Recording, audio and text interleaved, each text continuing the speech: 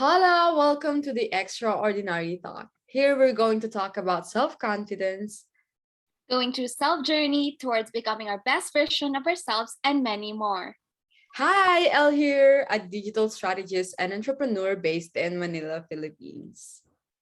Hi, my name is Jamie. I'm based here in Abu Dhabi. I'm a digital entrepreneur and a corporate secretary full-time.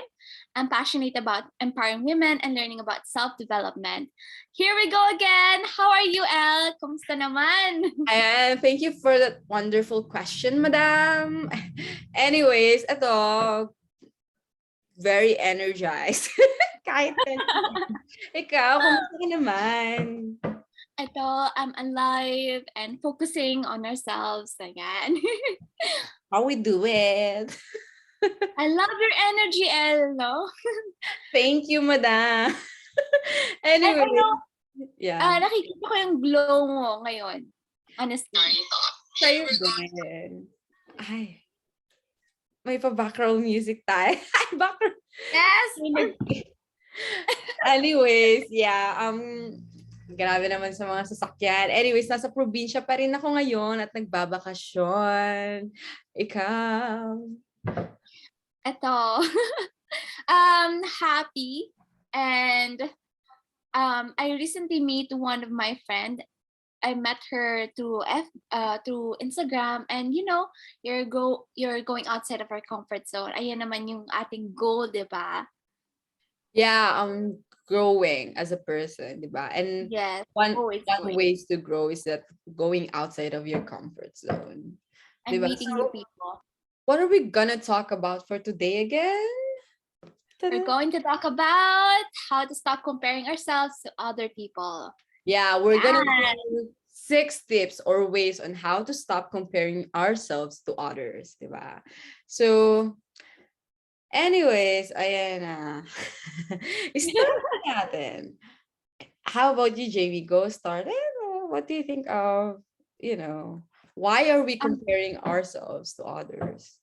Ayan. So, I love our topic for today. Sobrang excited ako kasi I know madaming makaka-relate dito. And most of women talaga, ito yung mga struggles. So, why are we comparing ourselves to other people? Because of self-worth. And we tend to forget our value of ourselves. Mm-hmm. We don't know yung worth natin, and we compare ourselves to other people because of that. We forgot our value, of what are we capable of. Ayan. So comparisons are the main reasons for insecurity and lack of confidence nga. Because we are based on yung standards natin on someone else's success, thus limiting yung belief natin on ourselves. Ayan. What about you? What do you think about comparing ourselves to other people? Thank you for that wonderful question again. I think, I think the truth is that there's always going to be someone na ahead of us or someone behind us. But it doesn't mean naman na life has to be a big competition, di ba? That doesn't mean na you have to spend your days and nights trying to get ahead in life na better than that person. Because if we're doing that, we are constantly going to want more and more, which is not really bad actually, but too much is, di ba? Yes. So we constantly feel like we are behind and that others know something that we don't. Yun yung parang ano natin when we are comparing ourselves to others, parang hala, bakit niya nagagawa to while me andito pa rin ako nakastuck sa situation na to, di ba? So yeah, let me tell you this. Pag nakikita mo yung success nila on the internet or something, it's not an overnight success, to be honest, di ba? Yeah. Kasi I know I've struggled a lot when it comes to this. Anyway, sometimes, ano ko pa rin, I tend to compare myself to others. Parang bigyan kita ulit ng situation. Sorry about that. So, because I've struggled about this 3 years ago, or 4 years ago. When kapag nagpo-post ako ng picture sa internet or Facebook, Instagram, 'Di ba? Gusto ko makakuha, naka-experience kasi ako ng 200 likes in an hour, gano'n. So ang standard ko, Oh, ang bongga. standard ko, yun na yun, 'di ba? So my mind has become accustomed to instant gratification. 'Di ba? Gusto ko makukuha ko na agad. So when something doesn't happen right away or as fast as I thought it could happen, parang gano'n. Parang sinasabi ko or kino-compare ko yung sarili ko na, or sinasabi ko sa sarili ko na maybe nagwo-workout sa kanila, baka sa akin hindi. Baka hindi na 'to pwede sa akin. Or maybe just not really for me. And that the problem is me or us, 'di ba? And when I feel like I'm lacking, it's, to be honest, it's not going to bring me any closer to state of abundant. Alam mo yan, di ba? Yes. Alam, grabe talaga yung mga sasakyan. Anyways, yeah. So yeah, I think we should stop the comparison game because it's not bringing you any closer or any it's not bringing us any closer to our goals, di ba? Now we should stay in our lane and trust ourselves. Yes. Diba? Nakaka-relate ito sa sinasabi mo, no? Most people ngayon, yung mga women, no? They tend to seek yung validation from the likes from the Instagram, yung pag wala kang 200 likes, ano ba yung worth ko, diba? Pangit ba ako? Ganyan, na-feel ko yan dati, until nowadays. Pero yun nga, it's a process of growing ourselves and yung 200 likes na yan or 500 likes or 0 likes, it doesn't determine yung value natin and yung self-worth natin. Yeah. And na-realize ko nga yung comparison is a thief of joy. Yeah. And yung when we compare ourselves, mawawala yung happiness or yung ano natin sa sarili natin, yung bang value or yung happiness. Yun nga, sa sarili natin. And naka-relate ako sa'yo kasi I've struggled with this for the most of my life. Yung from childhood to adulthood. I was bullied before, and we can't help it, no? Yung, especially, di ba, nasa Instagram tayo, nag-Facebook tayo, and then scroll and scroll, nakikita natin yung, ang ganda na niya, ang sexy-sexy niya na. And when social media is very accessible, no? And when social media is very accessible, we can't help it but to compare ourselves. The highlight reels of people, our family, and it will portray a negative effect on us. And alam mo yung, when we are making progress every single day, when we focus on ourselves, and then suddenly we saw someone ahead of us making huge success on their career, diba? We can't help but compare and compare ourselves na bakit walang progress, but wala pa ako sa ganun na ano niya, diba? So it's a daily constant reminder of us that our lives is not perfect. No one is perfect. So we have to stay in our lane. And paano nga ba tayo ma-overcome yung mga self-limiting beliefs? Yung how do we stop comparing ourselves? Ayan. So can you give us tips? I have something to say pa, no? Kasi to be honest, the only competition is ourselves, diba? Ourselves. Yeah. Yourself, diba? Because yes. when you start with this mindset, the world starts to look better, diba? You are no longer focused on where you stand relative to others. Instead, you focus on your energy, diba? And mas fino-focus mo yung saan ka capable na kung ano yung mai-improve mo din sa sarili mo. Then life becomes a better version of yourself. And when that happens, your effort and energy towards upgrading your personal operating system every day, you're now worrying about what your coworkers are doing, what your friends are doing, then you become happier. Yung sabi mo nga, thief of joy kasi ang comparing your stuff, diba? So you're free from the shackles of the false comparison and you're more focused on the present moment. So when what you do doesn't meet the expectation of others, too bad. Parang, shucks. Sorry. Shucks. si ganito, na-expect niya akong gawin to, ganun. So, the way they look at you is the same way you were looking at them. Alam mo yon, alam mo din sa sarili mo.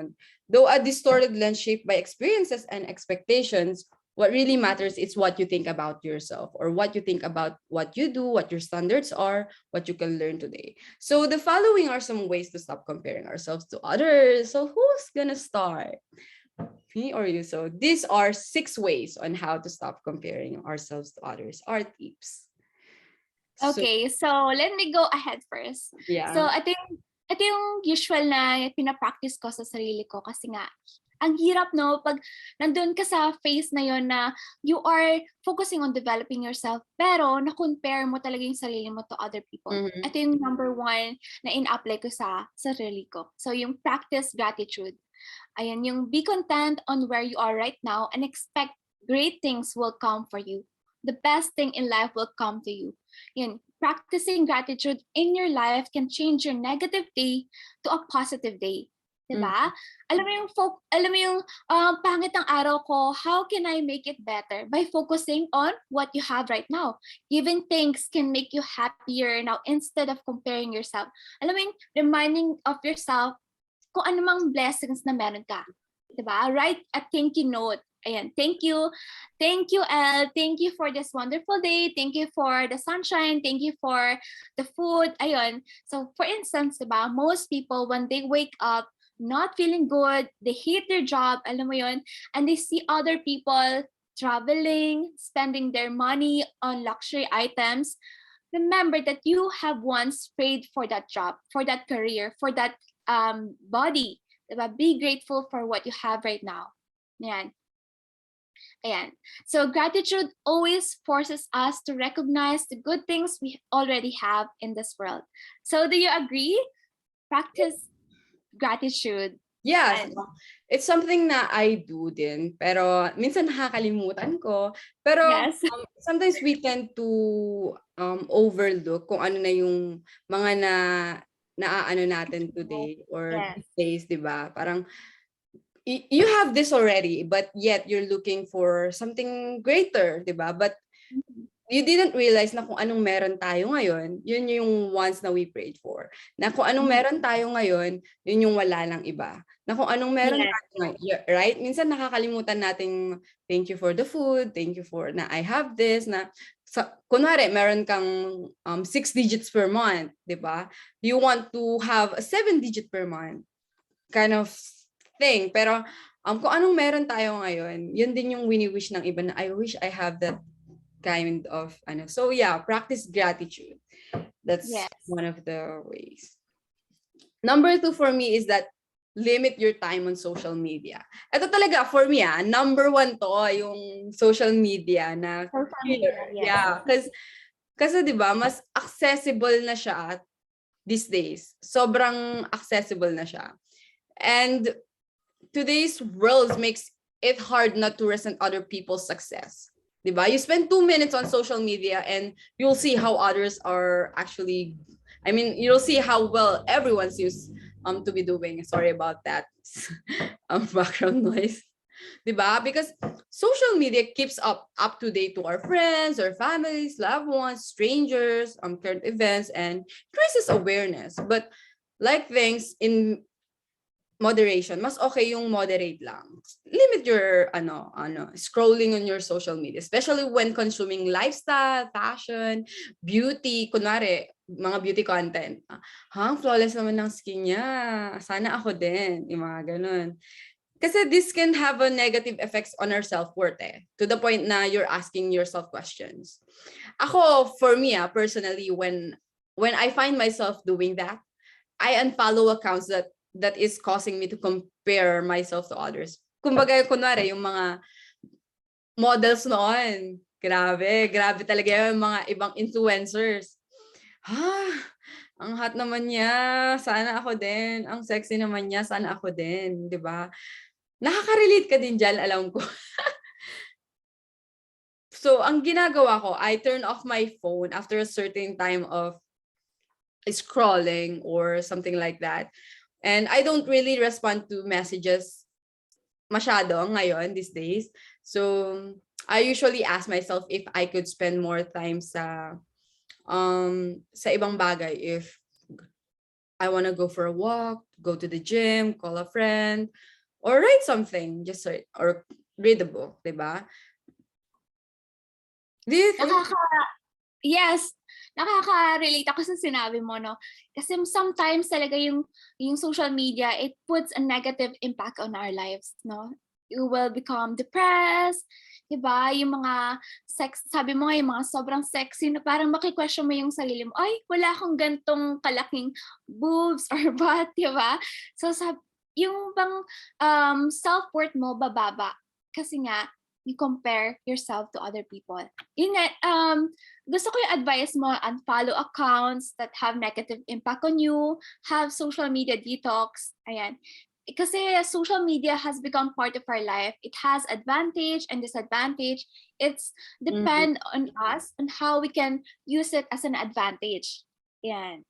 So rather than focusing on wala ka, on make it as a advantage, ano mang meron sila, diba? Use it as an inspiration. For me, number two na practice ko, ginagawa ko sa sarili ko is yung be your own best friend and tell yourself positive affirmation. Kasi nobody is perfect. And when we see yung highlight reels of other people sa Instagram, we thought they are living the perfect life. Tama, we are all going through something, some challenges in life. Now, instead of hating ourselves, why not focus yung what we have, diba? Be your own best friend. How do you speak to your best friend? You always tell your friend na you can do it. You can overcome this breakup. You are a wonderful human being. And you are too beautiful and worthy. I know for sure that you will find a man that knows your true worth. And remind yourself of who you are, of what you're capable of. Be your own best friend. Diba? Support yourself like how you support others. Yun ang number 2 tip ko. Ayan. Be your own best friend. Be your own best friend. Sometimes ayun na naman sometimes. Kasi minsan we are too harsh to ourselves na when we start comparing ourselves to others na, yun nga, na bakit meron siya nang wala ako? Di Yes. ba? Ang bigat nun. So, are you done with your number 2? Wala kang tatanong. Okay ka Anong na? number? Ha? Yes? Yun na yung Yes. number 2, yes. Yes, number 2 ko. Be your own best friend. Yeah. Me is that number 3, use comparison as motivation while focusing on your strengths. It's not bad to sometimes you can use it in a good way, like comparing yourself to others. But use it as a motivation. You don't envy people. You become inspired. You become inspired. So you don't you oh my gosh, how do I say it? Don't be jealous. Be inspired, diba? Let envy fuel self-improvement. Instead of feeling like you feeling insecure of other people's accomplishments, think about how they were able to achieve them, diba? Parang pag may nakita kang tao na ginagawa to, ask yourself questions. How can I do such thing? What did she do to achieve that to achieve that thing, 'di ba? See how you can replicate them. Because being inspired by someone you know, it's about being kinder to yourself or more open-minded about that can lead you to a better person. Use them as an inspiration. Diba? So while focusing on your strength, how do you focus on your strengths? That make a list about what you like about yourself. Maybe you are good in writing, diba? Use that one. Use that skill. Like writing things down can help you recognize and accept the truth instead of speaking it aloud. 'Di ba? Pero ako, ini-speak ko din yan na parang, magaling ako dito, magaling ako ganyan, magaling ako dito. Ginagawa mo din ba yun? Yes. Gusto ko yung tip mo kasi talagang madali siyang i-follow. Alam mo yung, madami tayong inspiration to Mm. other people, yung maganda yung katawan niya. Why cannot we can also become a healthier version of ourselves, mag-exercise tayo. Kung siya, maganda yung may abs siya, why not us, diba? We can improve yung self natin by focusing on mag-exercise tayo, eating healthy foods, diba? Right things you're good at, and how you can improve yourself. I love your tip. And yun nga, yung how can you better improve yourself by using others as a motivation to become better person. Ayan. So, Diba? gusto ko yung tip mo, i-apply ko yan. Kasi whenever I make a list about what I like about myself, it helps me to recognize and accept the truth na, ito ako. Parang, magaling naman ako. Kaya ko naman. It's just that it needs improvement, di ba? You can be as general as specific as you like and let this list serve to a reminder of your strengths. So every time na binabasa ko, ito ako. Ito ako. Ito yung mga kaya kong gawin. Kasi sometimes it's so easy to focus on your weaknesses and mas nagpo-focus ka sa mga strengths ng ibang tao. Di ba? But thinking thinking that way will only cause you to become, alam mo yan, mas nai-insecure ka. And Yes. perhaps hopeless. Kaya, yeah, use comparison as motivation while focusing on your strengths. Kumbaga, okay lang na makakita ka as long as you use it as your inspiration while you're focusing on your strengths. How about you? Number 4. Number 4, ayan, remember who you are. Ayan, so somehow related sa sa tip mo, no? Yung embracing mo yung strengths mo, write down your strengths, yung weaknesses mo, and embrace your uniqueness and know your worth. Yun yung akin, know your worth, know who you are. Kasi we all have gone through things, diba? No one is better than the other. We all want things differently. We have our own unique path, diba? Our path is different to other people. Yan. So, and success of other people kasi doesn't mean our own definition of success. You have your own definition of success. I have my own definition of success. So we have to keep on planting yung ating grass. Keep on planting your own grass rather than focusing on yung other people's success. The point is we can thrive in our own ways when we are in flow of what we are passionate about, and it takes a lot of time. Pero when we focus and embrace who we really are, embrace on what we are good at nga, we won't be swayed by other people's standard and people's success. I know it sounds so cliche, ito, yung being more confident. People will tell you this na it sounds so cliche, be more confident, focus on your strengths, yun nga, make yourself more powerful, be more confident. But how do we really confident? Yun yung mga tanong, no? Ayan, so ayun, sinasabi mo. Ayan. So yung sinasabi mong planting your own grass. I think we should also water it, 'di ba? I think Yes. 'di ba? Planting and watering your own grass na mag-focus ka sa sarili mong grass na to the point na hindi mo na napapansin kung ano yung meron yung neighbor mo. To the point na mas nagfo-focus ka sa growth mo, na naging abundant na yung grass mo, na what they call this, na hindi mo na, wala, yung tipong wala ka na talagang pakialam sa paligid mo. Masyado ka lang focus sa growth mo. Na mas bumilis pa yung growth mo kasi hindi mo pinapansin yung mga competition sa kabila. Kasi to the point na mas madali nang nag-grow yung grass mo. Diba? If that makes sense. I don't know if I'm making sense right now. You are? Ano ka ba? So for me, yung last ko is that celebrate other people too. This is number 5? Yes, no? Number 5? Tapos ka na ba sa tips mo? Number one kasi for me, yung gratitude. Number two, be your own best friend. And then number three, remember who you are, know your worth. So tapos mo na in-explain yung number 3. Yes. Okay. Sorry about that. So, number 4 for me, I mean, sobrang lutang na ako at 11 p.m. So, lastly is that celebrate other people too. Sometimes, we tend to be insecure about them na kapag nakakarinig ka ng accomplishments ng iba, 'di ba? Parang, ba yan?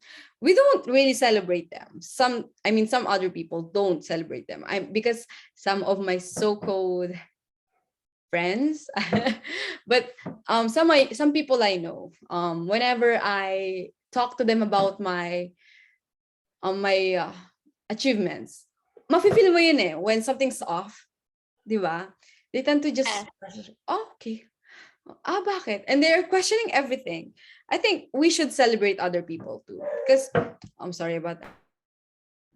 Kasi constantly comparing ourselves to others leads to us not being cheering. I mean, not cheering other people who are working hard to get somewhere, to get what they really want or to achieve what they really want. Diba? It makes it hard to celebrate kasi na with the ones who you accomplish something, if that makes sense. I don't know if making sense. Diba? So if someone shares some great news with you, keep the focus on them. Meron kasi yung iba na, ako din. Diba? Kaya ko din yan. Ganito din yan, ganito yan. They're, I don't know what they call this. Instead of turning it back to yourself, maybe find big and small ways to celebrate other people's success or accomplishments, diba? We must be our biggest supporters, but, Yes, yeah. diba? But self-advocacy can coexist with supporting others. I think we should be kind Wow. to ourselves, diba? I think we should be kind to ourselves and also be kind to others. To others. Diba? Kasi hindi lang naman tayo nagsasucceed, sila din naman may mga challenges sila na pinagdadaanan. So, it doesn't make us feel small if we celebrate their small wins or big wins. Ayan. So, remember na that we're not only just growing ourselves, but they're also on their unique path. They're also going through some things. So, we also should celebrate kung ano man yung success nila. Yeah. Kasi Buhatin yung success nila. Kasi when you don't, you find yourself being insecure, being bothered. Yeah. And it's not being kind to yourself. So when you are kind to others, it means that you're being kind to yourself. If that makes sense. Kasi ang ironic naman nung I'm being kind to myself and you're being rude to others. Kasi kapag rude ka sa others, naaapektuhan ka on the inside eh. And it's being hard on yourself. Really, it's not being kind. So in order for you to be able to experience what they call this, a better life, a better life, happier life, being unbothered, celebrate other people because when you spread positivity by cheering on your friends and co-workers or family for their milestones, then it's another feeling, parang magaan. I don't know if Yes. I'm the one. Sense of accomplishment. Yeah. They feel na accomplished sila. What more if we celebrate their happiness, their success also? Then we will be more, we will have more fulfillment, sense of fulfillment to us, to ourselves. Ayan. So, recall muna tayo, no? Yun na yung Yes. 6 ways. Number 1 is to practice gratitude. Number 2, limit your time on social media. Number 3, ano na yung pangalawa? Be your own best friend and tell yourself positive affirmation. Yeah. And number 4, use comparison as motivation while focusing on your strengths. And then remember who you are, know Yes, your worth also. Yes. And lastly, celebrate other people too. That are the 6 ways to stop comparing ourselves to others, diba? So I think comparing to ourselves to others often leaves us feeling frustrated, like what we mentioned, diba? And paralyzed about moving forward. Right? So it doesn't help one single one single bit of creating the life what we want, the life, I mean, creating the life what we want. Instead, it just takes away valuable time and energy that could have been focused on ourselves or building our future. Diba? Yes, yes. Kasi at the end of the day, social media has become part of our life, whether we like it or not.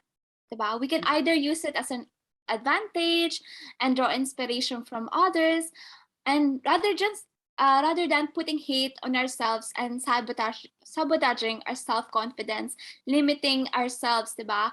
Use it to empower ourselves, use it to inspire others, choose to focus on our growth rather than comparing ourselves and hating our progress, diba? To Mhm. succeed kasi, the only person we must compare ourselves is us. Do you Yeah. agree? Yeah, I do. Because whenever you focus on what other people are doing or what they have na you don't, you give away your power. So every minute spent on comparing your path to someone else's, diba, is a minute to loss of creating your own, as what I mentioned. So yeah, you can take back your power from all the people, places, and situations by just focusing on yourself, where you've left it, and bring it back home. You are your own home, diba? Yan. So don't compare your chapter 1 when you're just starting on your career, diba? To Yeah, someone else chapter 25. Instead of yeah, comparing yourself to your old to other people, compare yourself to your past version of you. yeah. Diba? That is full of limited mindset. Tama, diba? Compare yourself to your goals. If you're getting closer to your values, Mhm. to the person who you wanted to be in 5 years from now. Yan. Baga, don't compare your struggles to someone else's highlights, Yes, yes. right? Because we all face struggles. Kasi, di ba? So decide that your energy will be used for believing, not doubting, and for creating, not destroying, di ba? So focus on you, focus on watering your grass and building your path. Focus on being the best that you can be, and share with share that with the rest of the people or rest of us. Sorry about that. So, Ayan, and also understand that everything in life has its own timeline. yeah. Tama? Other people may be ahead of us, but it doesn't mean that we are not going anywhere in life. Everyone started as a beginner. We all fail at some point and compare and doubt ourselves. But just remember that we are not alone in this journey. We are all together towards becoming our best version of ourselves.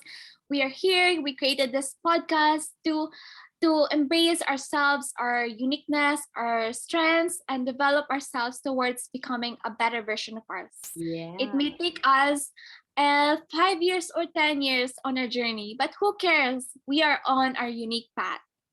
Just enjoy the process. Ayan. So, do you Practice have any delayed gratification. Di Yes. ba? Huwag ka dyan. Focus on long term rather than short term. Long term Yes. success. So yeah, that's it for our 6 ways on how to stop comparing ourselves to others. Grabe, no? Mag-move Ayan. Thank na. you, beautiful people, for being here with us. Grabe, grabe, El, no? Also, we have a Facebook community where you can join. We talked about, yeah, self journey, self love, many more, or just for the things that matter that people don't really talk about sa social medias or in real life. You can also post your businesses, ask questions, Yes. advices, and yeah, join It the will be, yeah, extraordinary talk community on Facebook. yes. We hope to see you there, no? It will be a community helping and supporting one another kasi alam natin yung El, yung struggle ng women that that we don't have a lot of support Mhm. group. So yung community ng extraordinary, it will be a community that supports each and every one of us, yung embracing our unique, yung flaws natin, di ba? And it will be accountability group for us to develop ourselves. Ayan. So I thank like. you everyone, beautiful people, for being here with us on our 4th episode. hope to see you more sa next episode, di ba? Yeah, see you. Surprise yung aming fifth episode. Surprise! Yeah. Thank you. See you on our next podcast. I hope you learned something from us tonight, today. Thank you. Thank you, everyone. Bye. Bye bye.